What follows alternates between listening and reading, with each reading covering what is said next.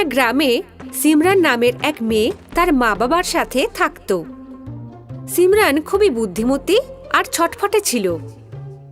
তার মা বাবার কাছে তেমন টাকা পয়সা ছিল না, তারা শুধু কোনোরকম ভাবে ঘর চালাতো।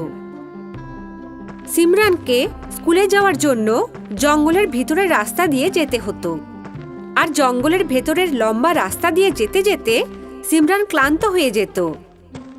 এতে বিরক্ত হয়ে সিমরান একদিন মা বাবার সাথে কথা বলল।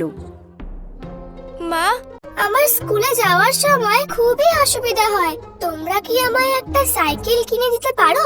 মা, আমরা তো ঠিকভাবে খাবারের জোগাড় করতে পারছি না, আমরা তোকে সাইকেল কোথা থেকে এনে দেব? পুরনো হলেও চলবে। আচ্ছা, কিছুদিন তো অপেক্ষা কর বাবা, আমি কোথাও না কোথাও থেকে জোগাড় করে তোকে সাইকেল অবশ্যই কিনে দেব। বাবার কথা শুনে সিমরান খুশি তো হয়েছিল, কিন্তু এটা বুঝতে পেরেছিল যে বাবাকে পুরনো সাইকেল আনার জন্যেও অন্তত 1 বছর ধরে টাকা জমাতে হবে, তারপরে সে তার জন্য সাইকেল আনতে পারবে। মনে নিরাশা নিয়ে সে স্কুলের দিকে এগোতে থাকে।